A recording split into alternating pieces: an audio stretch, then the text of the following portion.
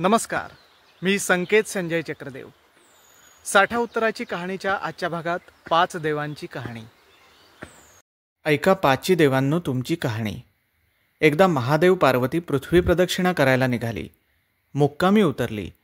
पार्वती पादसेवा करू लागली। तिचे हात कठीण लागले। तेव्हा महादेवांनी तिला एका गरीब ब्राह्मणाच्या बायकोचं बाळंतपण करू सांगितलं। म्हणाले, तुझे हात कमलासारखे मऊ होतील।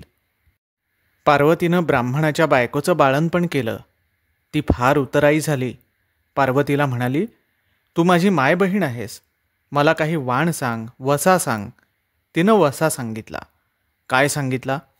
चातुर्मास आला, आखाडी दशमी आली, गणपतीची पूजा करावी, दुर्वा वाहाव्या, मोदकांचा नैवेद्य दाखवावा, वर तुपाची धार धरावी, कार्तिक्या दशमीस ब्राह्मण जेवायला सांगून वशाचं उद्यापन करावं, त्याचप्रमाणे विष्णूचं पूजन करावं, तुळशीपत्र वाहावं, खिरीचा नैवेद्य दाखवावा, वर तुपाची धार धरावी, कार्तिकात ब्राह्मण सांगून उद्यापन करावं, नंदीला स्नान घालावं, आघाड्याचं पान वाहावं, खिचडीचा नैवेद्य दाखवावा, वर तुपाची धार धरावी, ब्राह्मण सांगून उद्यापन करावं, तसंच महादेवाला स्नान घालावं, बेलाची पानं वाहावी, दही भाताचा नैवेद्य दाखवावा, वर तुपाची धार धरावी, ब्राह्मण जेवू घालून उद्यापन करावं, पार्वतीला स्नान घालावं, पांढरी फुलं वाहावी, घारगे पुऱ्यांचा नैवेद्य दाखवावा, कार्तिकात ब्राह्मण जेवू सांगून उद्यापन करावं।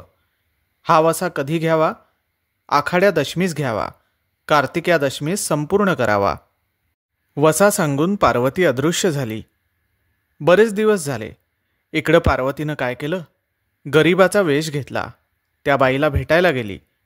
बाईनं हिला ओळखलंच नाही। पार्वतीला राग आला। ती गणपतीकडे गेली, सगळी हकीकत सांगितली। ती उतली आहे, मातली आहे, तिचं वैभव काढून टाक। गणपती म्हणाला, ही गोष्ट मजकडून घडायची नाही, ती उतायची नाही, मातायची नाही। तिनं माझी 4 महिने पूजा केली, दुर्वा वाहिल्या, मोदकांचा नैवेद्य दाखवला, वर तुपाची धार धरली आहे, मी काही तिचं वैभव काढणार नाही।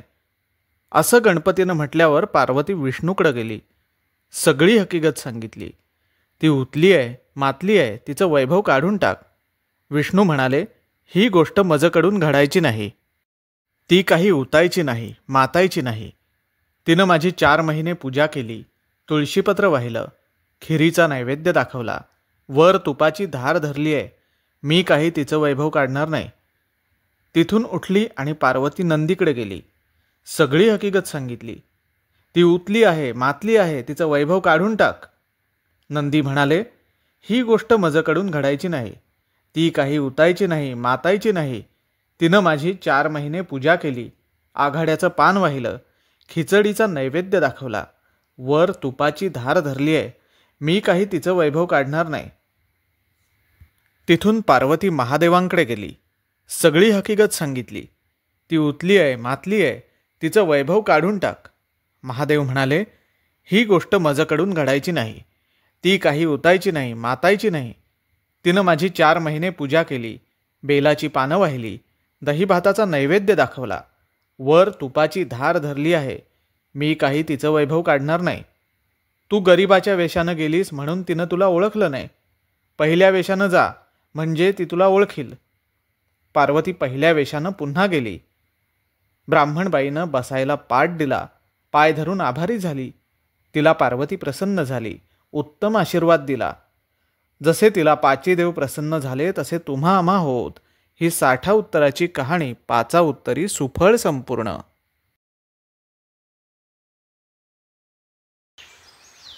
5 देवांची कहाणी कशी वाटली ते कमेंट करून नक्की सांगा।